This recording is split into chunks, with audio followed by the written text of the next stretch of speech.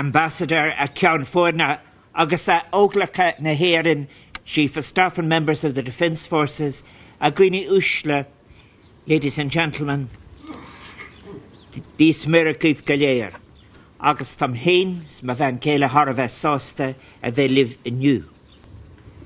May I thank Lieutenant General McCarthy and all of the personnel, all of them, from the 47th Infantry Group for your warm welcome to South Lebanon. On Firkin Fodja Darish Ivrum Hain, ma van Keleris Nadini Toi Tiash Salam. Shahai me Marcade Court Maroktarana here in the South Lebanon. This is my first visit as President of Ireland to an Irish peacekeeping contingent abroad. And as President of Ireland and Supreme Commander of the Defence Forces, I very much welcome this opportunity to acknowledge the professionalism, the bravery and the commitment to peace and humanitarianism that lies at the heart and that is the core of your engagement as peacekeepers. All I want to say is such a great pleasure and an honour and a privilege to meet you as you are on the ground in Lebanon. I'm very pleased to share this day with you, to have the opportunity of meeting with your commanding officers, but as well as that, members of the local community, but also every single one of yourselves. I'm looking forward to seeing the Irish camp in particular and to hearing of your experiences as you come to the end of your present posting with UNIFIL. I have often said as President, travelling abroad, what is most often mentioned to me is the contribution of Irish peacekeepers, those men and women who are contributing to this important task of our planet at this time. I think that this commitment to multilateralism, to the values of peace, international security, global justice, sharing, working with other forces within the banner of the United Nations, and working with local communities and communicating with them, delivering friendship, achieving friendship with them. We Irish, as a nation, we have colonisation.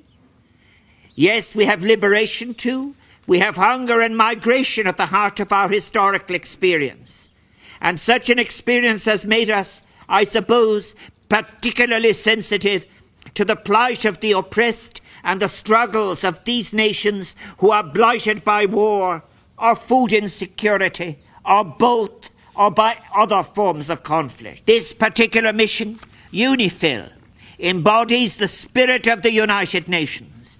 Its troops are drawn from 38 countries across the globe, and all of these are working together in interaction with the local community, as I have said, seeking to bring peace and stability to South Lebanon, this beautiful part of the world, Lebanon.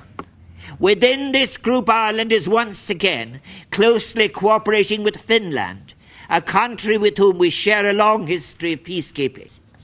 Of course, UNIFIL's mandate has evolved significantly since Irish troops were first deployed here as long ago as '78.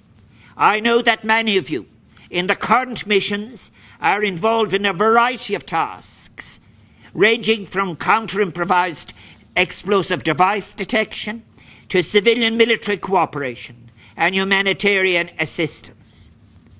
And it is interesting that 33,000 missions approximately have taken place, 33,000 since 1978.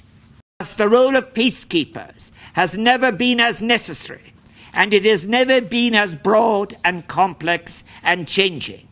It now entails tasks such as the building up of inclusive and potentially democratic institutions, transparent and accountable reform of the security sector, human rights monitoring, and the protection of civilians. And all of this with a sensitivity to cultural complexity. I'm confident that the training you've received, including those days you spent in the Glen of Amal, have prepared you well for such complex mandates, and that however harsh the realities around you may be, you will always find the necessary strength and the stamina in the conviction that this world would be less safe without the United Nations and you, its peace custodians.